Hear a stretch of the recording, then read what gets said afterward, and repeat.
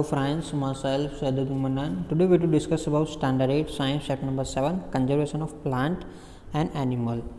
This is the last part of the chapter. In previous part we will discuss about wildlife sanctuary and national park. In this video I have to discuss about remaining chapter. Read data book. Professor Ahmed explained about the read data book to the children to tell them the read data book. Tells them Red Data Book is a source book which kept a record of all the endangered animals and plants. Red Data Book is maintained internationally by the organization. India also maintained Red Data Book for plant and animals found in India. Means ये ऐसे book है उसके अंदर जो endangered animals मतलब ऐसे जो animals है जो लुप्त मतलब ख़त्म हो जाने का हमें डर है, जैसे लाइन है, एलिफेंट है, तो ऐसे एनिमल्स का रिकॉर्ड रखा जाता है. ठीक है, ऐसे एनिमल्स को प्रिजर्व रखते हैं. उसकी कितनी मतलब बड़े एक साल के अंदर कितने बड़े की, एक साल के अंदर कितने की डेथ हुई, वो सब चीज़ का रिकॉर्ड किस में रखा जाता है, हमारे रेड डेटा बुक के अंदर. इसी तरह से प्लांट का भी है. तो कुछ प्लांट्स आपको पहले दिखा दे रहे थे, अभी तो उसका सोर्स ही नहीं हो रहा है. तो ऐसे जो प्लांट्स है, एनिमल्स है, उसका रिकॉर्ड कहाँ पे रखा जाता है, red data book. This is a very very most important. ठीक है, तो जिसका हमें खतरा है वो सब चीज़ का यहाँ पर रेकॉर्ड, ये इंटरनेशनली सभी में रखते हैं. ठीक है, इंटरनेशनली इसका रिकॉर्ड होता है. तो इसी तरह से हमारे इंडिया में के अंदर भी प्लांट और एनिमल का रिकॉर्ड रखा जाता है. ठीक है, उसके लिए ऑर्गेनाइजेशन भी अवेलेबल्स की है. ठीक है, वो उसका पूरा मेंटेनेंस करती है. अब जो है माइग्रेशन मतलब एक जगह से दूसरी जगह पे जाना. ठीक है, उसको माइग्रेशन बोलेंगे. अब ये सब चीज़ जो रेड डेटा बुक वाली जो बात हुई वो तो क्या कारण में हुई थी. अब जो है the exclusion party the enter deeper into the forest under the guidance of Madhav ji. They sit near the Tawa reserve to relax for the sometimes. Paheli observe some of the birds near the river. Madhavji tells the children that they are migratory bird. These birds have flown here from the other part of the world. Means वो क्या है, घूमते घूमते वहाँ पर जू forest के अंदर इतने अंदर चले गए, तो वो थकान की वजह से वो तवा रिजर्व्स के पास वो बैठ गए रिलैक्स होने के लिए. ठीक है, एक ऐसा एरिया वहाँ पर पानी का सोर्स अवेलेबल है, मतलब तालाब की तरह हम बोलते हैं ना, इस तरह का एरिया था. वहाँ पर वो बैठ गए. वहाँ पर पहली ने देखा कि कुछ बर्ड्स उसको दिखाई दिए. ठीक है, बर्ड्स दिखाई दिए तो माधव जी बता रहे कि ये जो बर्ड्स जो है माइग्रेटरी बर्ड्स है. माइग्रेटरी मतलब वो एक जगह से दूसरी जगह जाने वाले बर्ड है. वर्ल्ड के डिफरेंट जगह से वो यहाँ पर आते हैं. ठीक है, ये ऐसा नहीं यहाँ पर होगा तो फिर आफ्टर सम टाइम्स के बाद वो उड़ता उड़ता किसी और कंट्रीज़ में, किसी और स्टेट में जाकर वो बैठेगा. क्यों, ये migratory bird fly to far away area every years during the particular time because the climate change.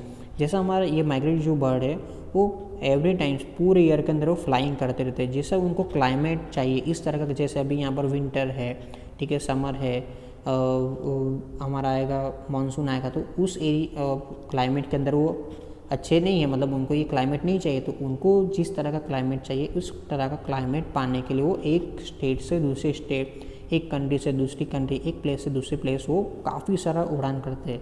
ठीक है, तो the fly from the line acts as the weather in their natural habitat because very cold and inhospitable bird who cover long distance to reach another land are is known as a migratory bird as पहले learn in class 7. ठीक है, तो क्या है कि उस तरह के हैबिटेट में वो अपने उनके एग भी रखते हैं. ठीक है, उनका वहाँ पर वो रहते भी है जब तक ये हैबिटेट रहेगा. जैसे उनको विंटर वाले कोई है तो जब हमारे इंडिया के अंदर विंटर वाला जो टाइम है तो वो बर्ड यहाँ पर दिखा देगा. बट यहाँ पर जो समर के अंदर जब क्लाइमेट हमारा चेंज होगा तो ये बर्ड है वो जहाँ पर जो कंट्रीज़ के अंदर अभी जो विंटर वाला जो हैबिटेट है वहाँ पर जाकर वो रुकेंगे. तो काफ़ी लॉन्ग डिस्टेंस एक कंट्री से दूसरा कंट्री, आप सोच सकते हो काफ़ी हज़ारों किलोमीटर तक वो क्या करते हैं, उड़ान भरते हैं. ठीक है, वो जाएंगे एक जगह पर रुकेंगे, वापस वहाँ से जाएंगे. तो इस तरह से पूरे ईयर में वो घूमते रहते हैं, इसीलिए उसको हम माइग्रेटरी बर्ड बोलेंगे. ठीक है, ये ऑलरेडी अपने 7th स्टैंडर्ड के अंदर पढ़ा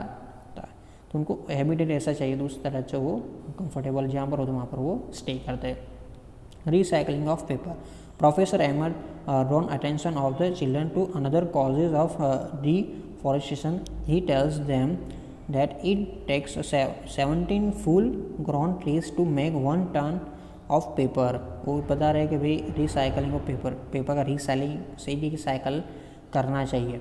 तो आप सोचो, वो बता रहे कि आपको 1 टन पेपर, 1 टन मतलब 1000 किलो पेपर आपको रेडी करना है। तो आपको 17 फुल ग्रोन ट्रीज, मतलब सबसे जो हमारे जो ट्रीज़ होते हैं वो फुल्ली ग्रो है, जैसे 10 साल पुराना पेड़ है, 15 साल पुराना, ऐसे 17 पेड़ को कटिंग किया जाएगा तब वो हमें 1000 टन पेपर हमारे रेडी होंगे। तो आप सोचोगे हम डे टू डे तो वी शुड सेव पेपर, ठीक है, हमें क्या करना चाहिए, सेव पेपर करना चाहिए। क्योंकि एक पेपर आप वेस्ट कर लोगे या आप गलती से आप प्लान बनाने के लिए किसी बच्चे ने बोला कि मुझे 2 पेज चाहिए तो आप 3 पेज कटिंग कर लोगे, तो हम वेस्ट जो करते हैं तो हमें बचाना चाहिए। क्योंकि हम पेपर वेस्ट करेंगे तो हमारे ट्रीज़ ज़्यादा कटिंग होगी, तो हमें वो क्या है, हमारे एयर में से ऑक्सीजन टेक कर रहा है, ठीक है, कार्बन डाइऑक्साइड टेक कर रहा है, ऑक्सीजन हमें दे रहा है, तो ये हमारी पूरी साइकिल में डैमेज होगा। इसलिए हमें क्या करना है, सेव करना चाहिए। Professor Ahmad also tells that paper can be recycle 5 to 7 times for use. हम एक पेपर है उसको 5 to 7 टाइम यूज़ कर सकते हैं, मतलब उसका रिसाइकल कर सकते हैं। If each student save at the least 1 sheet of paper in a day, we can save many trees in years. We should reuse paper and recycle it. By this we not only save trees but also save energy and water needs for manufacturing paper. Moreover, the amount of harmful chemicals used in paper making will also be reduced. Means हमें क्या करना चाहिए, आप आज से हम ठान लेंगे भाई डेली हमें डे टू डे एक सभी स्टूडेंट को एक पेपर क्या करना है, सेव करना, मतलब एक पेपर क्या सेव करना है। जहाँ पर यूज़ करना है वहाँ पर भी नहीं चल रहा है, मतलब हो नहीं सकता, मतलब यहाँ पर पेज की कोई ज़रूरत नहीं था, वहाँ पर आपको का सेव करो। तब एक पेज आप डेली सेव करोगे तो क्या होगा, हमारे काफ़ी सारे ईयरली हमारे ट्रीज़ है वो सेव हो जाएंगे। वो होंगे तो क्या होगा, हमारे जो वाटर की जो साइकिल है, हमारा एनर्जी जो है, ठीक है, मैन्युफैक्चरिंग के लिए जो हमारा वाटर का जो प्रोडक्शन, वाटर जब चाहिए मैन्युफैक्चर के लिए, पेपर का मैन्युफैक्चर करने के लिए काफ़ी सारा वाटर हमें चाहिए, तो वो भी हमारा रिड्यूस हो जाएगा। ठीक है, हमें उसको बार बार यूज़ करना है, पेपर वो जितना हो सके उतना बार बार करना है। ठीक है, हमारी एनर्जी का भी लॉस, मतलब उसको बनाने के लिए जो एनर्जी वो भी हमारी सेव हो जाएगी। और जो उसके अंदर जो हार्मफुल केमिकल्स जो हम यूज़ करते हैं मतलब बनाने के लिए, वो भी हमारे क्या हो गए, रिड्यूस हो जाएंगे, मतलब कम हो जाएगी। तो आप सोचो एक पेज, अब एवरी स्टूडेंट एक पेज वन डे का बचाएगा, मतलब एक दिन के अंदर एक पेज का सेव करेगा, तो इतना हमें फ़ायदा होगा, इतना फ़ायदा होगा तो हमें अच्छा होगा। तो हमें इस तरह से करना चाहिए। डिफॉरेस्टेशन हमने देखा था, डिफॉरेस्टेशन मतलब नष्ट होना, रिफॉरेस्टेशन मतलब उसको उगाना। ठीक है, मतलब उसको बारिश से उगाना। तो professor Ahmad suggest that the answer of deforestation is reforestation. Reforestation is restocking of the destroyed forest by the planting new trees. The plant trees should generally be of the same species which we found in the forest. We should plant at least as many trees as we cut. Reforestation can take place naturally also if the deforested area is left undisturbed. It establish itself means deforestation मतलब जहाँ sometimes आप कोई हमारे trees है उसको हमें क्या करना है, वहाँ से आप निकाल रहे हो, ठीक है, तो वहाँ पर हमें क्या करना चाहिए, उसी टाइप का ट्रीज़ हमें वापस ग्रो करना चाहिए। अदरवाइज़ हमें क्या करना चाहिए कि हमारे जो फॉरेस्ट एरिया में है ट्रीज़ का हमें ग्रो करना चाहिए। काफ़ी सारे ट्रीज़ है, समटाइम्स आपने देखा होगा कि भाई जो हमारे ट्रीज़ आजू बाजू होते हैं वो नष्ट मतलब ख़त्म हो जाए, तब भी वो ऑटोमेटिकली वो ट्रीज़ वहाँ पर ऑटोमेटिकली वो क्या होगा, ग्रो होना स्टार्ट हो जाएगा, क्योंकि उसके कुछ रूट्स अवेलेबल होंगे। तो हमें क्या करना चाहिए, जब अब हाँ ट्री कटिंग करो 100, तो आपको फर्स्ट 100 क्या करना होगा, उसको ग्रो करना होगा, तभी इस तरह से मेंटेन हमें करना होगा। ठीक है, तो the natural deforestation can also be role of human being. We have already causes tremendous damage to our forest. If we have to retain our green wealth for future generation, तो plantation of more trees is only option. Means हमें next generation के लिए हमें कुछ अच्छी greenery हमें देना है, मतलब उनको अच्छा हैबिटेट देना है, अच्छा क्लाइमेट देना है, तो हमें क्या करना चाहिए, एक ही ऑप्शन है, हमें क्या करना चाहिए, प्लांट ग्रो करना चाहिए। कुछ टाइम पर कुछ हमारे एरियाज़ है वहाँ पर हम ग्रो करने नहीं जाते, ऑटोमेटिकली प्लांट ग्रो हो जाता है। तो ये क्या है, नेचुरली भी हो सकता है। आपने देखा होगा कहीं आप रोड से जा रहे हो या ऐसे डेजर्ट एरिया में भी आपको प्लांट दिखा देंगे, हमारे होम के आजू बाजू छोटे छोटे प्लांट, तो किस तरह से वो नेचुरली भी हो सकता है। तो हमें आपको नेक्स्ट जनरेशन के लिए ग्रीनरी, मतलब हमें अच्छा हैबिटेट, एटमॉस्फेयर सब कुछ देना है, तो हमें अभी एक ही ऑप्शन है, प्लांट को ग्रो करना। प्लांट से ही हमारा पूरा सिस्टम चल रहा है। आप देखो तो या पढ़ोगे स्टैंडर्ड 10 के अंदर इकोसिस्टम, तो आपको और भी पता चलेगा। Professor Ahmad told them that is in India we have the Forest Conservation Act.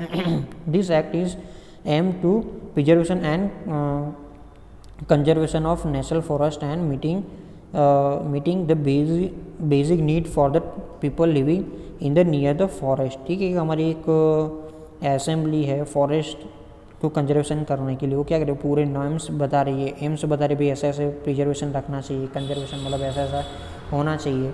जो आजू बाजू के एरियाज़ में जो पीपल्स जो रहते हैं उनको कोई चीज़ ईट करने के लिए भाई वो चीज़ वहाँ से फॉरेस्ट में ले जा रहे, तो उनको भी वो ऐसे नेम्स बता रहे, एम्स बता, भाई आप ले रहे हो तो कोई बात नहीं, आप न्यू एक ग्रो करो। इस तरह से वो एक हमारी एजेंसी वो डिसाइड करी थी, इंडिया में भी है। After some rest Madhav ji ask the children to start heading back because it is not advisable to stay in the jungle after sunset। ठीक है, तो अब ये ख़त्म, अब सनसेट होने का टाइम है, तो माधव जी बता रहे कि चलो अभी यहाँ सब बैक, ये पूरा उनने बताया, किसने बताया, माधव जी ने बताया, क्योंकि अभी यहाँ पर सनसेट होने के बाद हम जंगल में रुकना हमारे लिए हार्मफुल है। तो अब वो कहाँ पर जा रहे हैं, अपने होम पर जा रहे हैं। ठीक है, on getting back professor Ahmad and children thanks Madhav ji for guiding them through this existing experience. ठीक है, माधव जी को चिल्ड्रन है प्रोफेसर अहमद से ऐसा भी उनको ब्लेस बोल रहे, कॉन्ग्रेचुलेसन बोल रहे या थैंक्सफुल बोल रहे कि भाई आपने इतना सब चीज़ हमें बताया। ठीक है, आपका बहुत बहुत शुक्रिया।